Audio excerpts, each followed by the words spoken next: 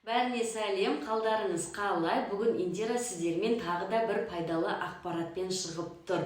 Бүгін мен сіздермен бір керемет лайфхакпен бөліскім келіп тұр, қыздарға арналған.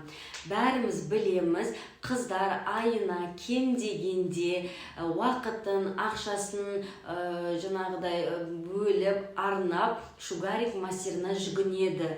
Біздің керек емес денеміздегі артық қылдардан жойылу үшін соң процедураны үй жағдайында жасауға болатынын мен бүгін өзім жасап, көзім жетіп, және соған сіздермен бөліскім келіп тұр. Сізге осындай лайфхак видеолар қызық болса, менің каналымда маған подписка жасап, лайк қойып кетсеңіз болады. Ал маған деген сұрақтарыңыз болса, бет күтімі және шаш күтімі жайлы комментарийға жазыңыздар, мен сізге жауабын видео ретінде түсіретін боламын.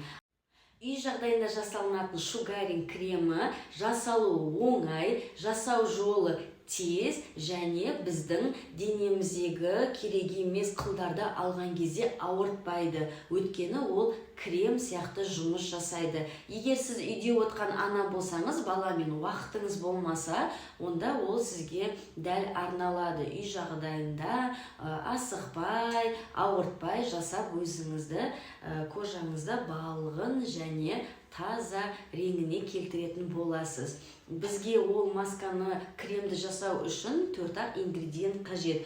Ол ең алдымен лимон, помидор, зубная паста және разрыхитель. Осы разрыхитель 4 зат қана қажет. Осы 4 заттың арқасында сіз керек емес қылдардан құтыласыз.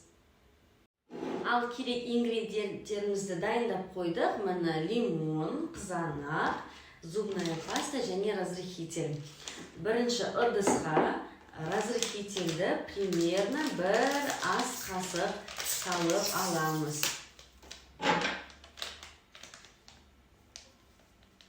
1 ас қасық салып аламыз.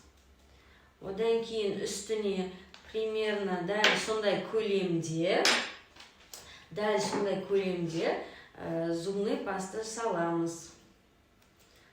Зубный пастаны салып болғаннан кейін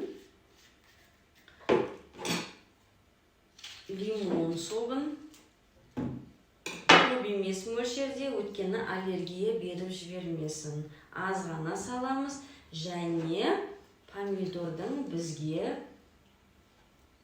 суы ғана қажет болады. Ал помидордың суын сығып болдық, енді осы составты бізге жақсылап араластыру керек.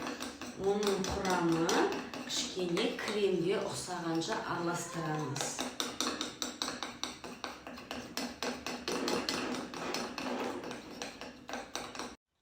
Ал біздің шугаринг массамыз дайын болды.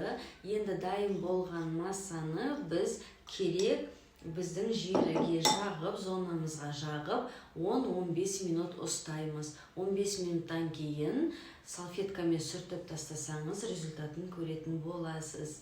Әрмен қарай қараңыз, мен сізге толығырақ көрсетемін.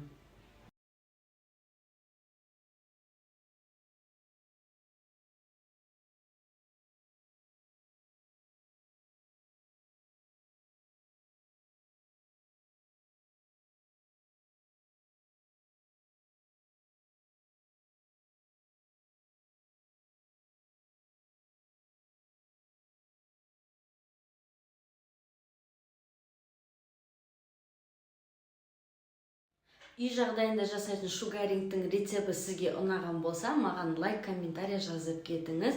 Мен өте қуанышты боламын. Және де осындай пайдалы ақпараттарды жоғалтып алмау үшін міндетті түрде менің каналыма тіркеліп кетіңіз. Келесі кездескенше. Пока!